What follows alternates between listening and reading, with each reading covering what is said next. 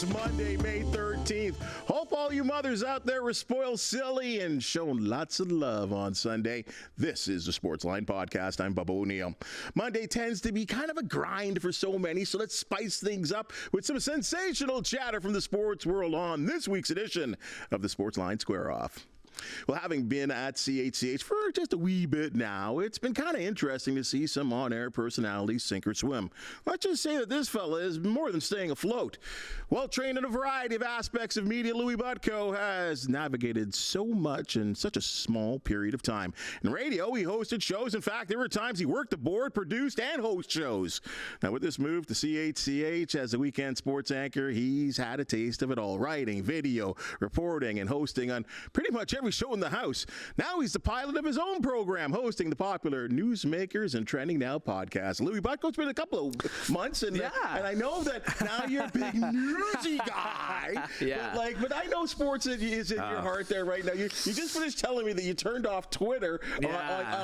Which really is a key for a sports guy. Yeah. But you're living a better life by doing it. So it's a more annoying life because I have to find myself like Googling the Blue Jays scores as opposed to just opening Twitter.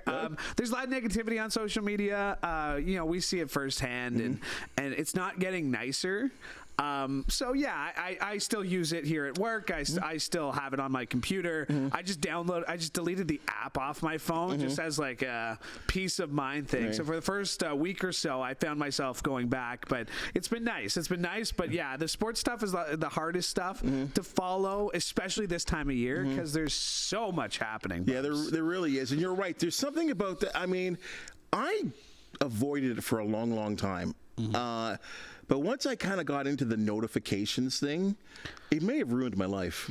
Like, it's crazy. Checking, and then like them. Dinging, and then being out there with your normal friends that are not into news or sports, into the industry, and they're like, "Why are you constantly looking at that thing?" And I'm like, "I've turned into one of them." How did this happen? Yeah, well, and there's just so much going on. I know there's going to be things we're going to talk about today that I'm going to put some blame on social media and some things on just the sports calendar and the way it shakes out and the way everything's kind of all happens at once this time of year. The days are getting longer, and like you said, sports had been my job for so long, starting with TSN 1150 almost 10 years ago, that it became my job, and it became harder for me to disconnect between work and enjoying sports. And I know, I'm sure that sometimes you struggle with it too, where sometimes you're just genuinely a fan and you want to enjoy it, but then sometimes it's work, and sometimes the people who are reporting who are getting, pardon the term, crapped on for their analysis, the players themselves. We've talked about this, and last time I was here, that these players are individuals. At the end of the day, they're still humans. So nobody, no matter what they do, likes to be told they suck, like to be told that they're the worst. And Twitter, especially, I find is a really toxic place for that a lot of people, especially anonymously, like to just explode their negativity all over there. So it's been a more peaceful process for me. I don't think I'll ever be able to quit it, like Twitter for sure, especially considering what we do. But it's been different. You're right. And for those that can't really figure it out, the fact that it's a faceless kind of thing is just it's really tough. And put a name to it, put a face to it. If you're going to go out there and you're going to throw a dart, come on, put a face to it. Listen, Bubs, people come up to me all the time, tell me how much they don't like me, but I respect them for it because they're coming up to me and they're saying it to my face. Yes, so you got something to say, just say it to my face. Well, I always put it this way though, right? The Don Cherry, whether you like Don Cherry or not is another thing, but he did say one thing many moons ago. 50% of the public love me, 50% of the public hate me, but 100% of the public watch me.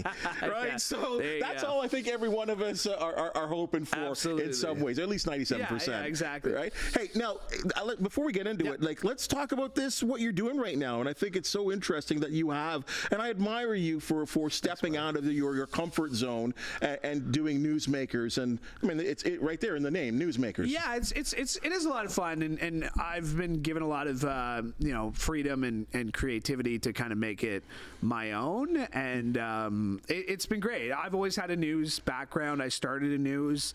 I was a kid who wanted to be that reporter on the scene back in the day. And so, yeah, news was always a big part of my life. And yeah, weekends were great. And I loved working sports here. But it was a full-time job that said, hey, you get to build this from scratch. And like I said, I'm always very inquisitive, friends, family. Like I love having conversations and just being like, okay, cool. So like, how does that make you feel? And things like that. So this just allows me to do that professionally. And yeah, there's a lot of topics we cover. There's a lot of politicians. There's a lot of community activists and things of that nature. And then, yeah, at the end of the day, it's still about the conversation and, having that free form to be able to go in whatever direction I feel like it and being able to react. And yes, it's not live, but it's live to tape. So we try to minimize, just like this show, there's no edits that really need to be made.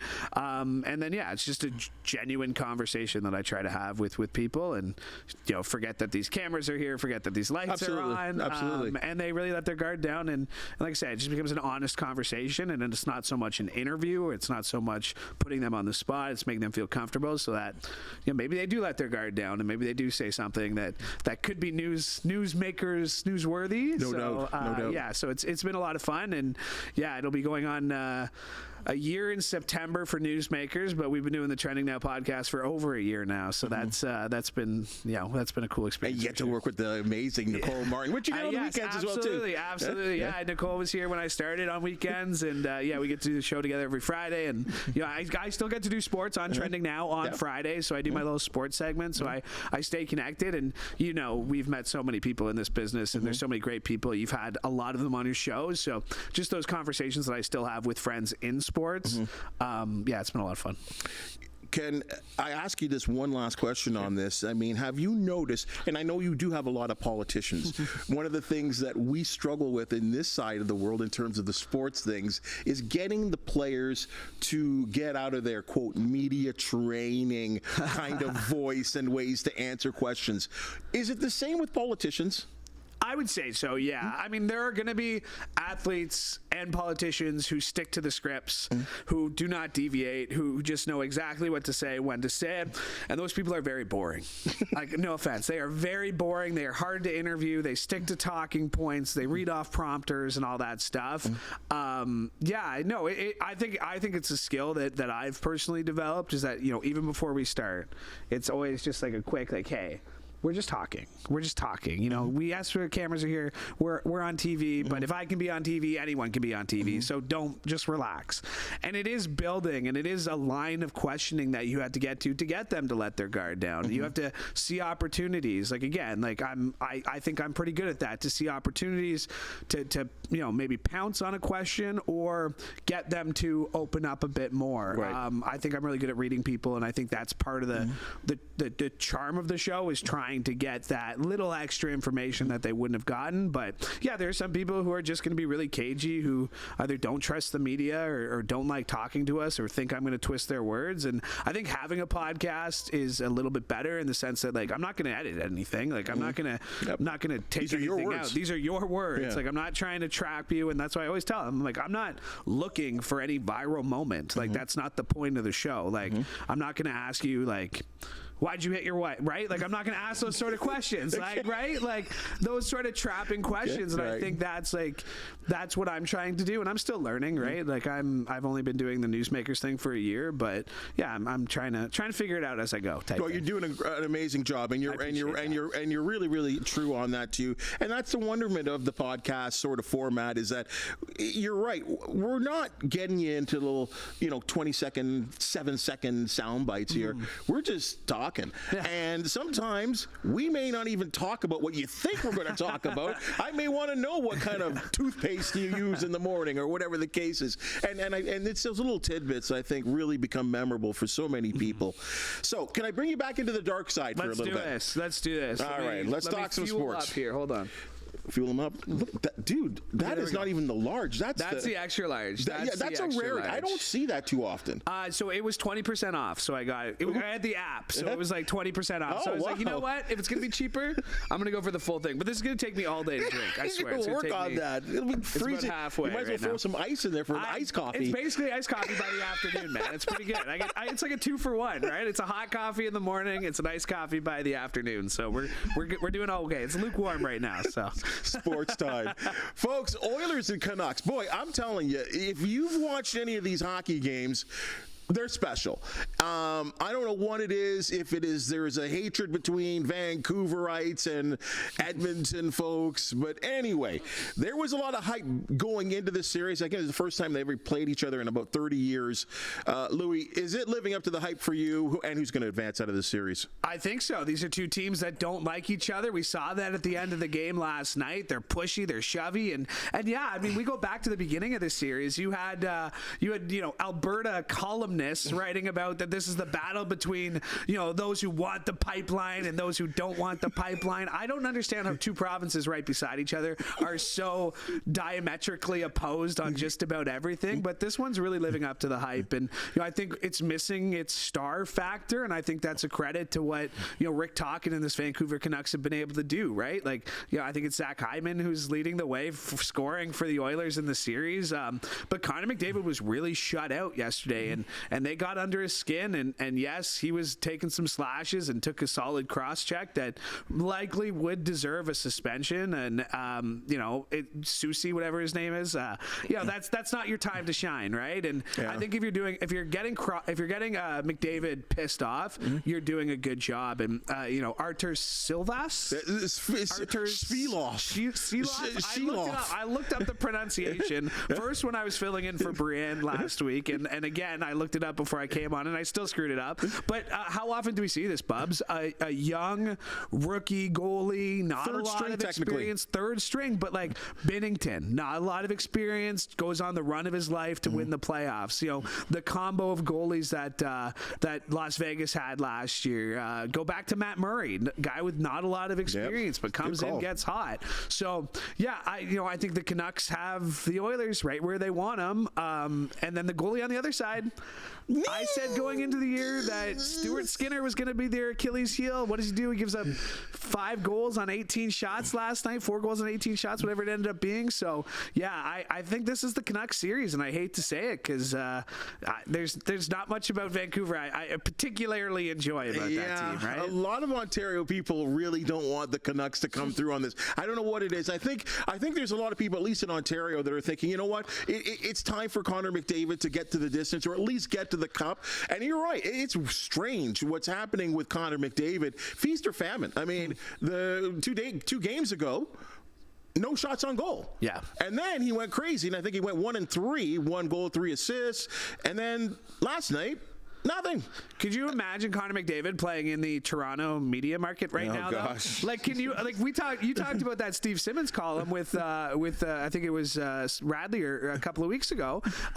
Steve Simmons, right? Where is Mitch Marner? Like, could you imagine front page? McDavid who or something like that? Like, I think I would agree that there is a part of me that would like to see McDavid be successful, and there's also the chaos factor that I really enjoy, that what's gonna happen to Connor McDavid if this team doesn't win? Is he gonna eventually want out of Edmonton? Like, he's a superstar, he's gonna want to win a Stanley Cup. He won't be the first superstar to ever leave Edmonton, right?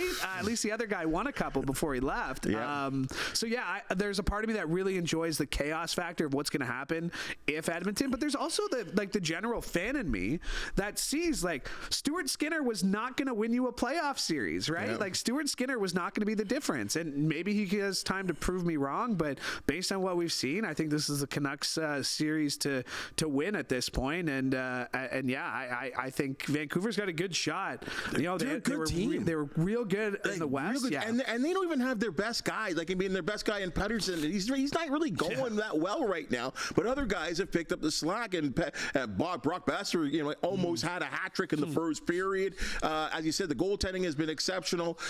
But Hughes is just a stud on defense. He's so good. But yeah, Vancouver, you got to give them their props. One thing I will say here, we talk about, and I know Joe Bowen had to call out after nearly being 50 years as the broadcaster, calling out Leafs Nation. Please get off your seats. Please get off your hands. Cheer for your team. I'll tell you, whether the games have been in Edmonton or Vancouver, they're off the hook. Like these crowds, and they're all wearing Canucks jerseys, or they're all wearing, like, it's either orange and blue or that green and blue inside the arenas, and they're so loud and so into it, and they're into it in the first and into the second. If you get a power play, the fans are standing on their feet. It makes the broadcast look and sound so good. Well, listen, I think we're going to get into this. I see the big three up there on our list. I know that's a topic, Maple Leafs. That's something we're going to talk about.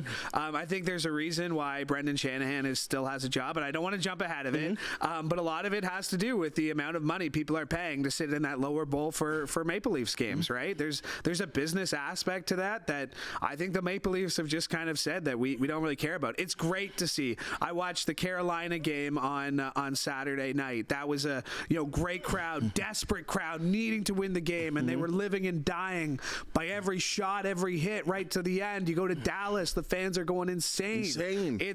This is what playoff hockey is supposed to represent. And when we're talking about the Leafs winning one playoff series in X number of years, that home ice advantage means something, and other teams are getting it, and the Leafs haven't. And yeah, it just adds to even watching it on TV. Bubs, you mentioned it. It just adds to it, and you're living and dying by every shot. Like me and my buddies are watching the game. We didn't give a crap about Carolina or New York, right? True. Right? Like we didn't, but it's just like like we're getting up with every goal, or like every hit, we're losing it, and it's you feed off that energy that the fans have, and if we're doing that sitting 1,000 kilometers away in a different country for two teams we don't care about, just to be a fan in that building, got to be something special. And I one day hope to experience what that's like, Bubba, a playoff game with a meaningful crowd. So who knows? Well, let's get right to it. Yeah. I mean, on Friday, the big three, the new Maple Leafs big three, Shanny, Pelly, and of course the likes of Tree Living. They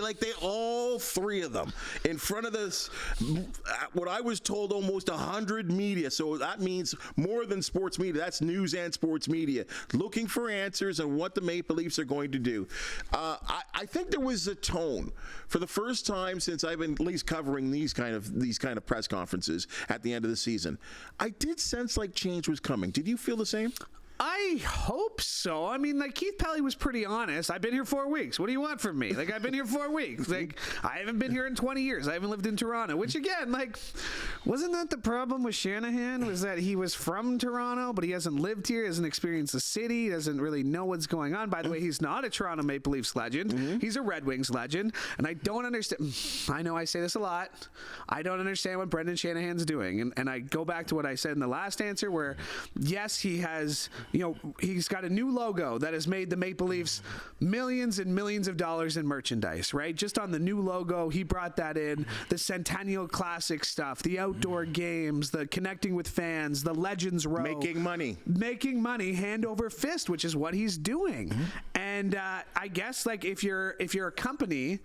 And that's what MLSE is at the end of the day. If you're a company that can look at your results, your profits, what you're making, then I guess it doesn't matter what the result is on the ice. I have to stop you there. I think it does matter because winning a playoff game, each playoff game represents a little over $1 million cleared to Maple Leaf Sports and Entertainment. Wouldn't these guys want to be getting deep into the postseason? I mean, they obviously they do. I mean, I'm not saying that they don't care at all, but Maple Leaf, like MLSE, the board, they've been kept happy, man. There's no way they haven't been. And yes, they want to win, but they also understand there are 32 teams in the NHL and only one team can win every year. And it could take 3 decades for, the Leafs to win again. You sound like John Tavares. Well, but is it not true? Like, and again, hearing Keith Pelly talk about all the money that they can spend, and yes, there are league rules, but we're going to do everything we can within those rules to make sure. What else do you need at this point? You have a staff, you have a medical staff of hundreds. You have the top facility in pro hockey and Maple Leaf Sports and Entertainment with all the science available to you. Yet you're making these bonehead decisions. Like the one answer I would have loved to have asked, or one question I would have loved to have asked, Bubba, Brendan Shanahan and Brad Treliving, how can you justify your decision to give Sheldon Keefe a 2-year extension before the year started? Because you got to pay him that. You owe him that money. You didn't have to do it. Why'd you do it? And I don't know. You're never going to get honest answers from these people, and that's not really their job, because they don't have to report to me. Mm-hmm. They don't have to report to you. As long as they can go to their bosses, and that being Keith Pelly now, and say, hey, we made this much money. We could have made this much money, but here we go. I think with the Sheldon Keefe thing, here was you had and it's amazing because it's mirroring itself. You had the likes of Brad Treliving come in there and says, I just got here, right? And I have to evaluate this coach and this team and blah, blah, blah. By giving him a contract extension, it was buying him time, right? And we all know this, that when a guy, like a general manager comes in there, they generally want their guy. But if you're new on the job, why not give that head coach a 1 year, or give him a year, right? At least sign him to the contract. Everything's good. Look, we don't want you as a lame duck coach. You give him that money's nothing. So let's give him the contract extension. This is no different now. Pelly comes in here, right? Do you think? And he does the same thing to Shanahan, right? Do you think he gives him an extension? Well, he's just gonna not. He's gonna keep him. You keep him. He's got 1 year left, though. He's got 1 year left. He pretty much has at least 1 year left. It says, I'm going to continue to evaluate. Because you know what? Yes. A guy like Keith Pelly, Keith Pelly knows so many people, right? He could snap his fingers and get a new president of Maple Leaf Sports and Entertainment in a second, right? There's probably people in his mind that he has already, right? So he could have done that and fired Shanahan and then brought someone in. But no, let's give them a year. I can evaluate. And if they win, they win. If they lose, it wasn't on me anyway. That wasn't my guy. Yeah. And I think that's the same way Treliving was thinking. I think 10 years is a long time, and I agree. I think Treliving, was kind of put in a box.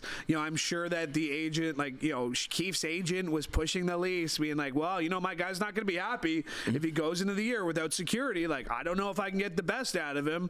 And again, is Brendan Shanahan making that case right now to Keith Pelly and be like, hey, I signed a 6-year deal in 2019. Well, that's going to be up after next season. If you really want to get the best of me, I want to know that long term, I'm thinking about you like you're thinking about me. And again, it's a part of the business, being the president, being the general manager. Like, I get it, and but the amount of blame that falls on individual players a lot of the time, or in this case, coaches.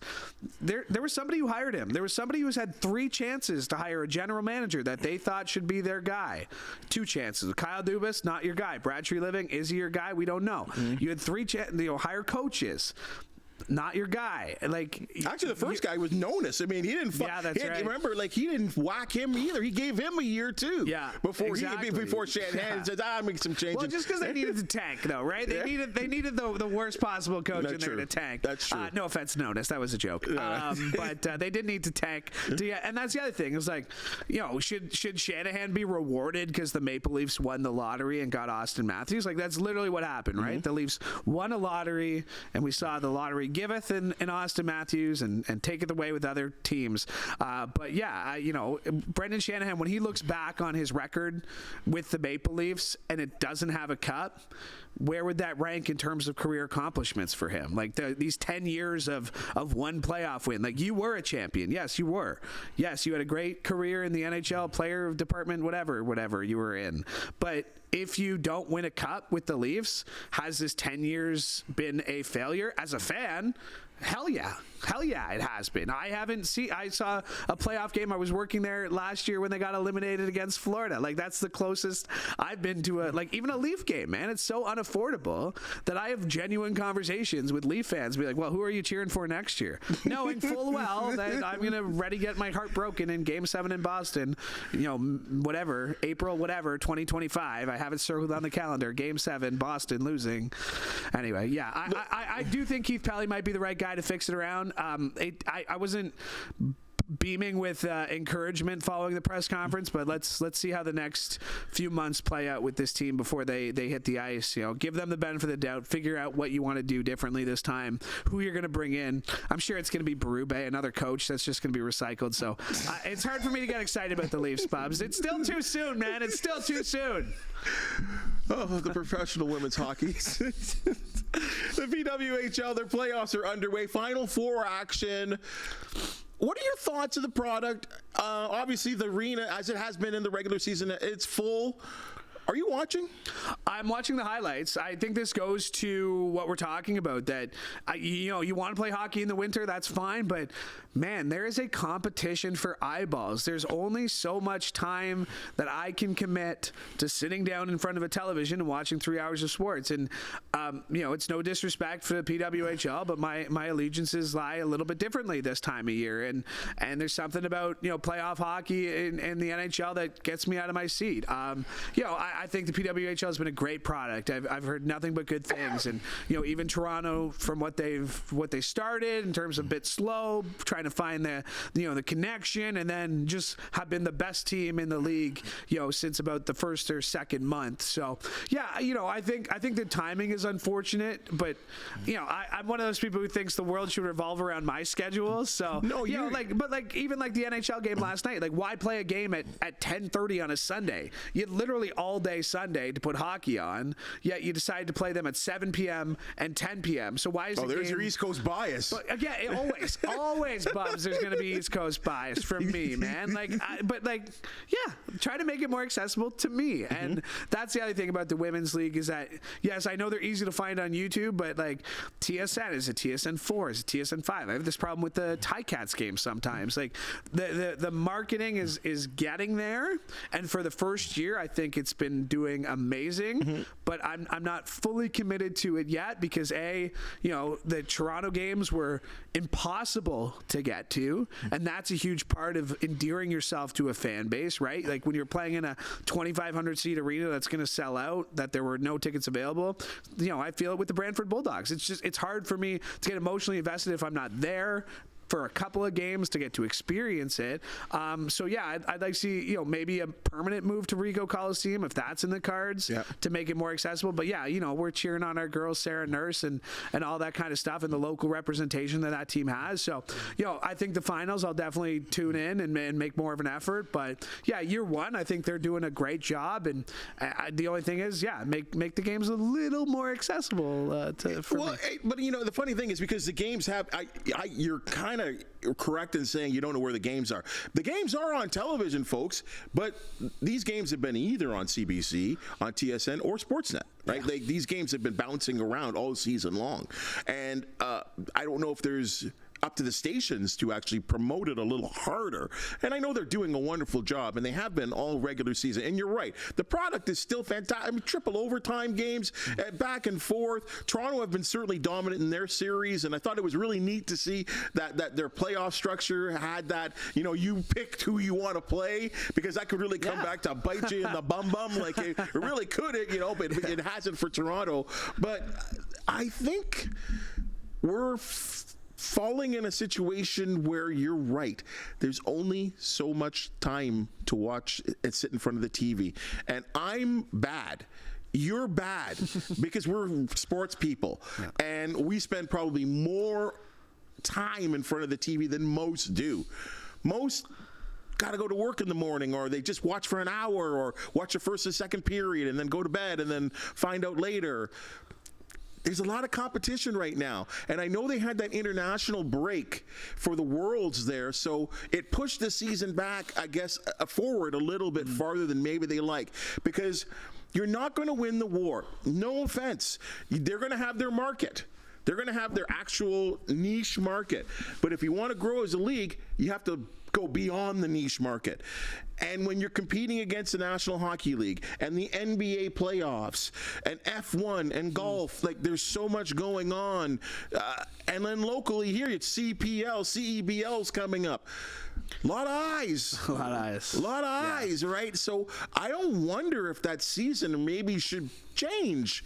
I don't think the women's league and the men's league should clash against each other. I don't think so, but like you said, I don't think they, it's expensive to keep rinks operational as ice rinks in the summer, right? Like, it's high. You got to maintain the buildings, and you got to keep the ice in, and I know technology and ice is getting better, but yeah, I think it's unfortunate that, you're playing in the midst of NBA playoffs and NHL playoffs, and by the way, shout out Taylor Pendrith, Mackenzie Hughes, top 5 finishes yesterday. Yeah. Wells Fargo's after, Rory went off there. Yeah. Great you to almost see. gave it away at the end. He got sloppy. Yeah, the double after Eagles and whatever. Yeah, a couple of Eagles, but no, I thought, like I said, it's really hard. And even as a fan, even as a diehard fan guy, like I sometimes pretend to be one.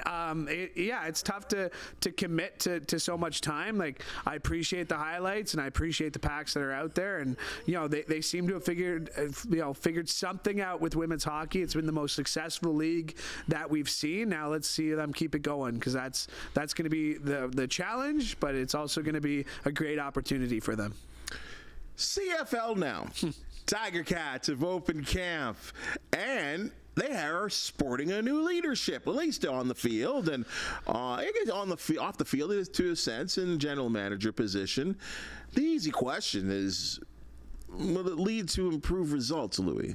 I think so, and it's funny that you say like the leadership's changed, because I was down there Thursday for rookie camp and rookie QB camp, and it was still like the familiar faces, the Ed Herveys and Orlando Steinauer making an appearance on the field. I really get the sense that, I had to look it up. Scott Milanovich's last game coached in the CFL was a Week 20 loss to the Edmonton Elks now, but in 2016, Bubba, this is a guy who's motivated to get back, and just to see him, it was really refreshing almost just to hear a different voice, and that's no disrespect to Orlando Steinauer, who I have the utmost respect for, but it's going to be different. It's going to be, like, even just with the media, Milanovich is right there telling you exactly what he's thinking. You had Orlando Steiner, who kind of went to the Ken Austin School of Media Management, where, I'm not telling you that. I'm not going to give you that.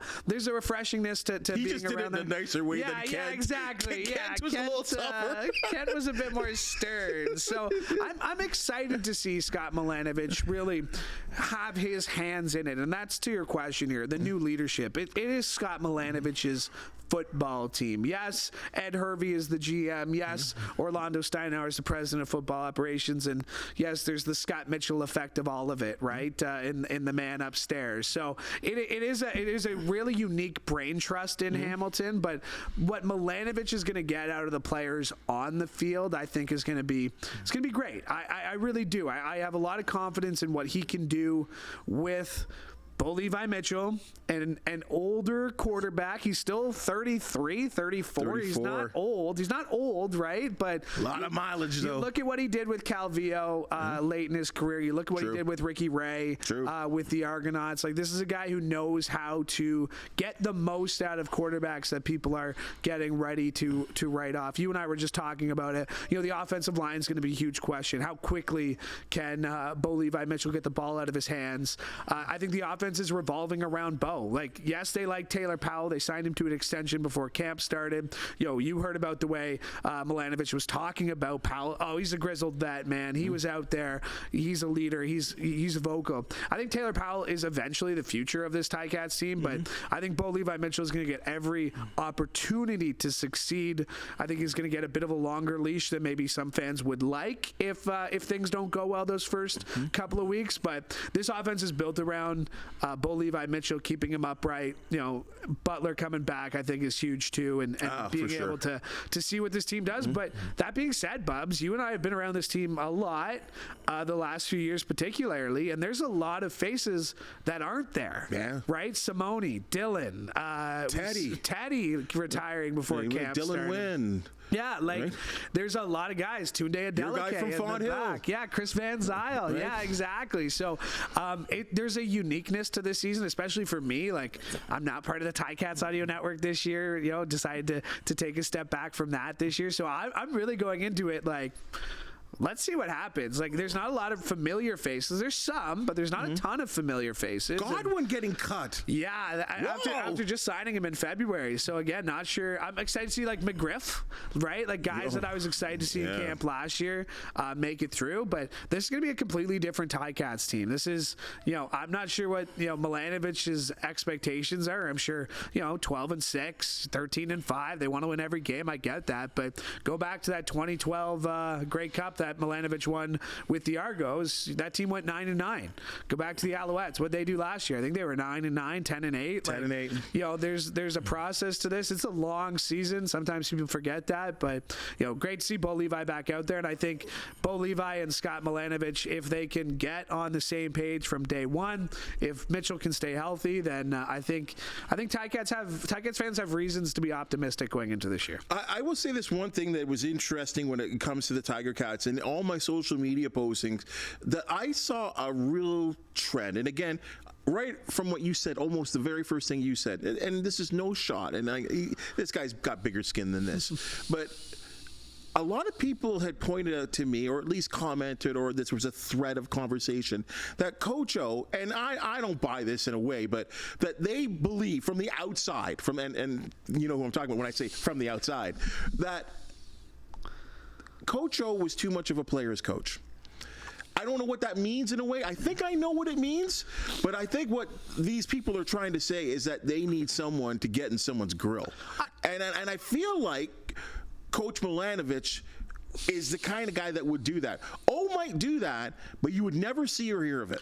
I think that's the point right there. It's like, to call him a player's coach, I because what, he didn't yell at people? Like, if that's the argument that these people are trying to make. And yeah, I can see that. In the hundreds of maybe thousands of practices, I have sat there at Tim Hortons Field and watched Orlando Steinauer conduct. I never saw him blow a gasket. I never saw him scream at somebody, on the sidelines. Like, he was calm, cool, and collective. But he also knew to give the players their space. We heard about him say it all the time. Like, he very rarely goes into a locker room when it's not game time. That's the player's space. He lets the players have it. He'll go in, he'll give a rah-rah speech, at halftime and post-game, but like, he lets the players do their thing. And I think, Orlando Steinauer, one of the great people you're going to meet in the CFL, but it's just really unfortunate. Like, this team seems like snake bitten, right? Like, Ken Austin, back-to-back great like going to these great cups and falling just short. It's this Ticats team, 2019, right? Like this, it's just like everything with this Ticats team. Just like, yes, I can understand the frustration of being a fan, and we talk about the Leafs 67, Ticats 99, but yeah, it's going to be interesting to see this year, and I think Milanovic is going to be one of those guys that isn't going to be hesitant, cameras rolling or not, isn't going to be hesitant to get in somebody's grill and really. That tough guy, not that it wasn't that, but that tough guy, let's go, like, run through a wall type guy. So yeah, I would agree. Not with the people online, of course. I never agree with them. But I would agree that maybe Milanovic has a different voice, has a new voice, can get something going with these guys. On Sunday, the Toronto Argonauts announced that Mr. Chad Kelly will no longer be participating in their training camp. Made a lot of headlines when he did show up at Guelph University on Thursday. Are you surprised at this change of fate? No, I'd be surprised if he was still out there, but in the grand scheme of things, Bubs, why was he out there to begin with? Like, how? And, we saw Christina Costabile, somebody pretty high up. She's been with the league for a while, right? In the league media department type thing, really come out and say that she wasn't happy with the way that this was being handled. She wasn't happy with the league handling it. Then you had another female employee in Winnipeg. Again, yeah, like somebody who's so well respected within league circles in terms of what she brings, not just to the Winnipeg Blue Bombers, but league wide. This was a rare Pinball Clemens misfire, right? Like, Pinball should have been able to read the room a little bit better based on his experience. Like, Chad Kelly didn't need to be out there. This didn't need to be headlines, but it was. Like, out of sight, out of mind. Like, that might not be your philosophy, but he doesn't need to be on the field, right? You can keep him in locker, like in the training rooms and video rooms and all that stuff. Like, this guy is public enemy number one right now in the league, and I think you just opened yourself to that kind of criticism. And I'm not surprised that he's not there day one of training camp. If I do see him at any point this year within this suspension, I might be a little surprised. But yeah, I'm not really sure what the Argos are doing. That being said, he is the league's highest paid player. He is the reigning MOP. So what are you going to do? Just not work him out? So it's a difficult spot. He didn't need to be seen, though. I mean, come on. I mean, and you said a miss by Pinball. It's a miss by the organization. Like, come on. Like, this, you had to know. Like, I hate to draw comparisons, but I will. This reminds me when the Tiger Cats tried to bring in, and June Jones tried to bring in Art Browse. Like, do you not think people know what's going on? Do you not know about like, what were you thinking? Like, you knew that there's going to be some type of backlash, and Art Browse had the shortest career in Tiger Cats coaching history. Right? Credit to Scott Mitchell for immediately facing the media after that too, right? Absolutely. Saying the decision wasn't a good one. Yeah, we didn't make. Pinball almost doubled down when he was questioned about it last week, right? You had Shinetti up there with TSN, and the rest of them, 3 down, asking like, what's he doing here? And Pinball's answer wasn't great, right? No. And so yeah, I think this, he's kind of a pariah right now, and he hasn't shown any remorse, right? He's done the opposite. He's gone on these stupid Instagram live feeds where he's saying stupid stuff. Like, and that being said, Bubs, we knew Chad Kelly had this reputation, right? Like, that's the other part of it, right? But we were singing. The hilarious thing is we were singing his praises 6 months ago as being one of the all-time, because the CFL has had a reputation over, and I'm a little older than you, over a long space of times where a lot of thugs, guys that weren't so good, guys with checkered past. This was their landing spot, and the CFL's been criticized over years for that, and they've tried to make changes with that, right? Johnny Manziel was here, right? Johnny Manziel, like, come on, all right? Oh, Johnny. I am Johnny. You're right, and then he proved himself. Everything we said that could happen. And actually happened. Disappointed? Yeah. Absolutely we were. Yeah. And Chad has kind of gone in that same direction now, because here we turned it around. He was the pilot of a 16-2 team. Fell short in the East Final in a big way, but MOP. Yeah. And just all this stuff that we're finding out, or at least has leaked out, and some of this stuff leaks out to his first year. That's the crazy thing to me. So did the Argonauts know what was going on? Did they think they could tuck this underneath some type of carpet? It's just a bad read of the room. Let me ask you this. Do we need to know exactly what happened? I don't think so. We got the little taste of the report, right? The CFL's independent investigation, some firm in Saskatoon, I believe, based on 3 Down Nation's reporting, they said they could corroborate some of the things that were accused. There were other things they couldn't. I think for a lot of people, like, that's enough. They have the text messages that prove that, he may have made an inappropriate comment to come to his room while in Hamilton.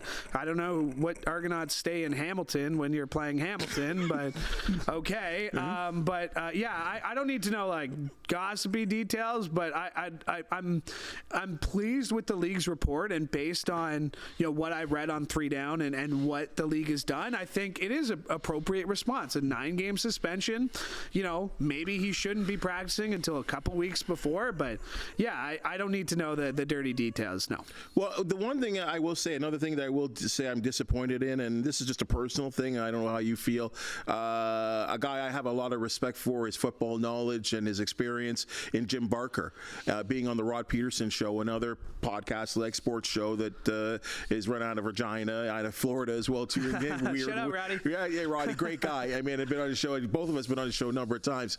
The Jim Barker sort of thought that he kind of compared his situation as a player personnel kind of guy, general manager, being fined for saying certain things, and then expecting that Christina Costable for going out and saying what she said, kind of aligning the two and saying that maybe she should be fined as a league person, and going out and sort of blasting the league, or at least the Argonauts. I thought that was a poor example. Yeah. I didn't know where he was trying to go.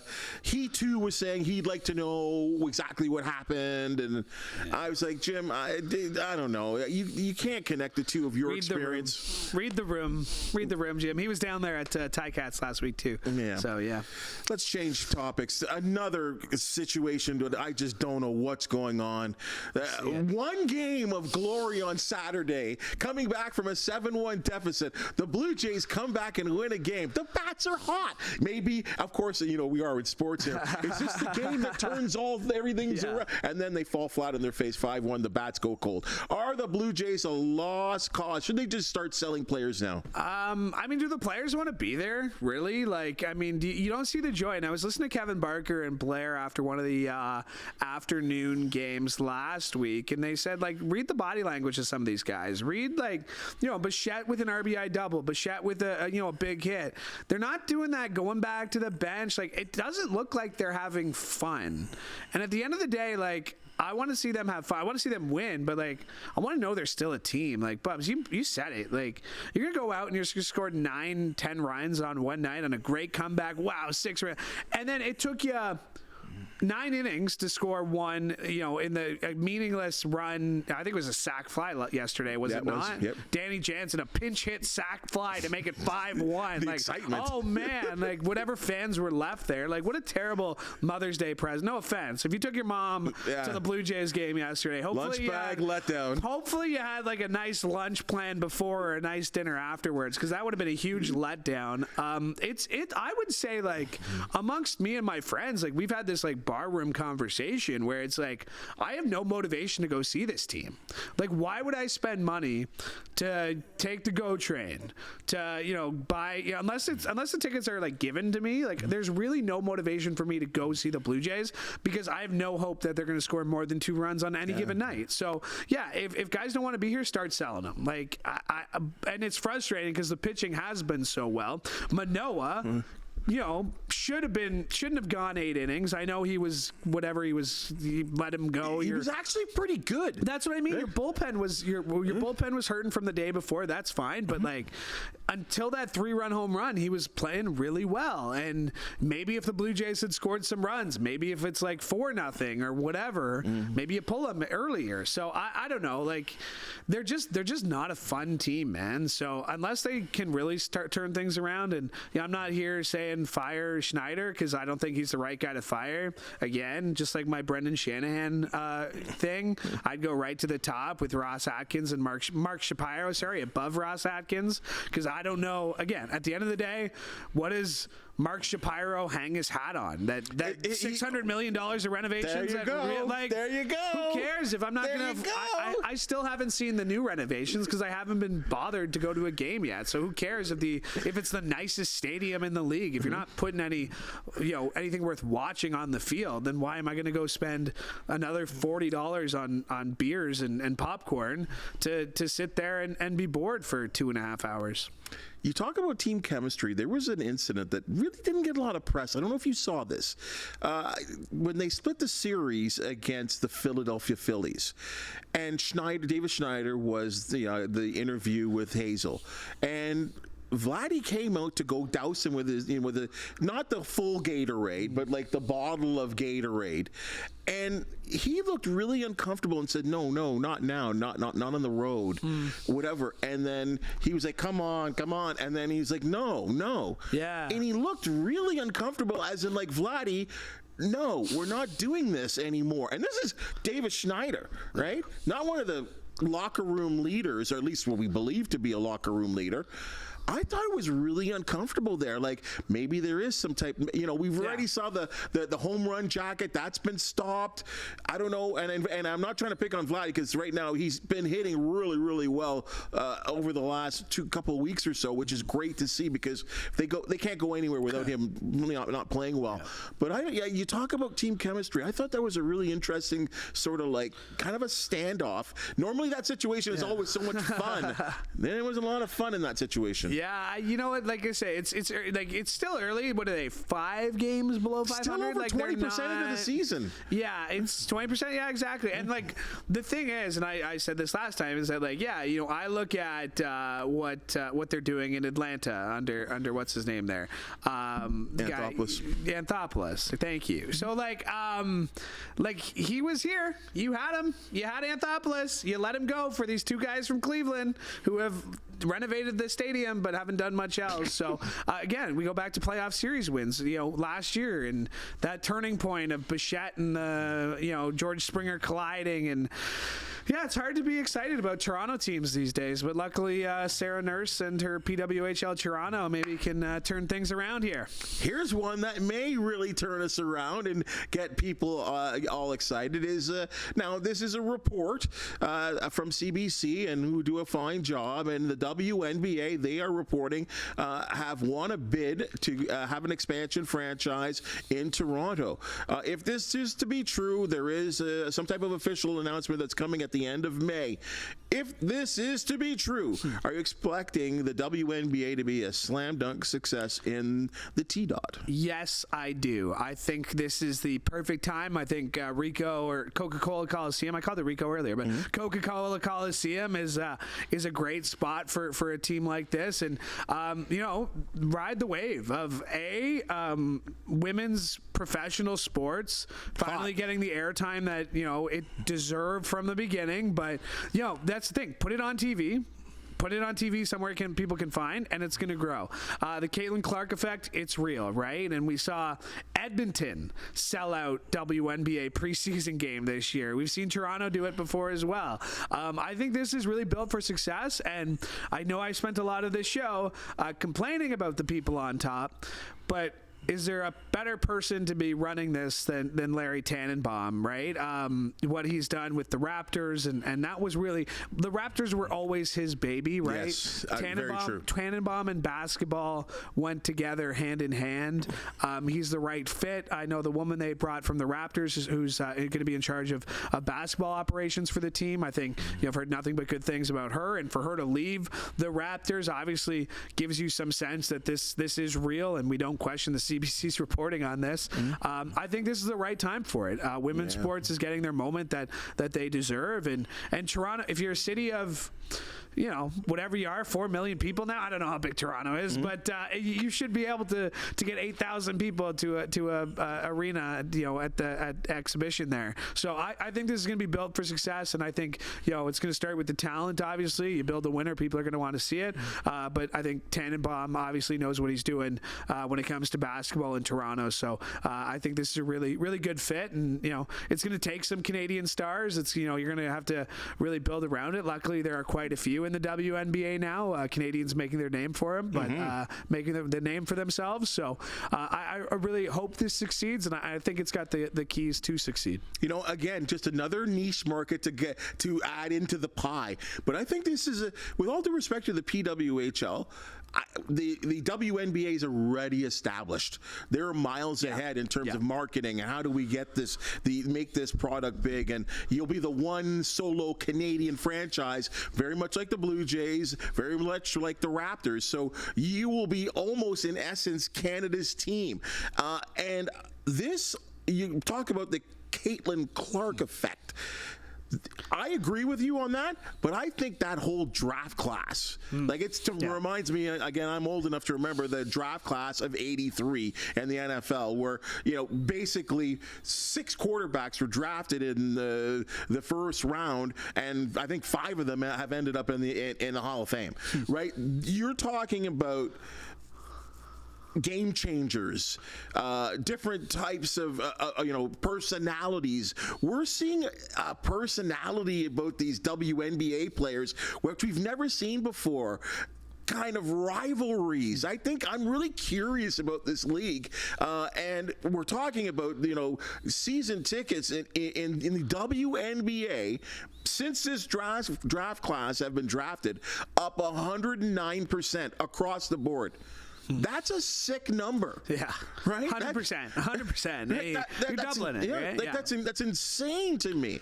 Right? So as we have little girls that grow up and want to be hockey players for the PWH, we're going to see the same for the WNBA, and I think this is a great thing. Well, Vince Carter effect too, right? And that's the other thing. You're going to have a lot of people come in, watch this team, and there's a lot of hard courts in basketball. We talk about hockey just being an expensive sport to pick up and to start playing. You can always just pick up a basketball and find a hoop in Toronto. So just like the Vince Carter effect, which is very real, and the amount of Canadians coming out of the NBA out of Toronto, kind of post those glory days in the early aughts, as they say. I think watch Toronto in terms of 15-20 years and the amount of talent, women's hockey and basketball coming out of that city again. Can I make a little prediction? Go for it. Someone by the name of Kia Nurse puts in her 2 years with the Los Angeles, with Magic Johnson and the LA franchise, and then she comes here to pilot this project here in Toronto and be our star player.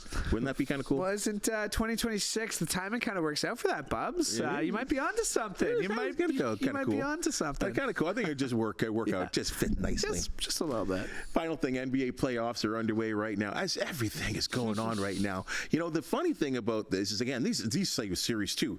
If you're an NBA hoops fan, the playoffs have been wild. The funny thing is, where are LeBron? Where are these guys? They're nowhere to be found. Are we seeing a changing of the guard? And I could just start listing off all these young stars that have taken precedence and kind of grabbed the mantle from the old guys. Yeah, I mean, you look at Indianapolis last night, right? What were they doing? Where were the Knicks? That wasn't the Knicks teams we've seen all playoffs. No. The Tyrese Halliburton kind of players. There are still the stars, right? Like, don't get me wrong. Like, Jokic has won 3 MVPs in the last 4 years. They're hanging on. He's the star. Yeah. So it's just like one of those things that, I think we are definitely going through a changing guard, as to be expected. I mean, Steph Curry is 36, 37. LeBron James is going to be 40. Like, it's expected. Is Kevin, I think we built a lot of these stars up so much based on their regular season success, and that's why we're left with these Kevin Durants who haven't won, not in Golden State. You have, are we still going to call James Harden a star? Is Kawhi even still considered a superstar? Like, when he does play, he's good. I think it is. It's a different generation. You got the Harts and the Jalen Brunsons and this. I would agree. I think it's harder for maybe a more casual basketball fan like myself, where I'm not the Dave Roberts putting the parlays down.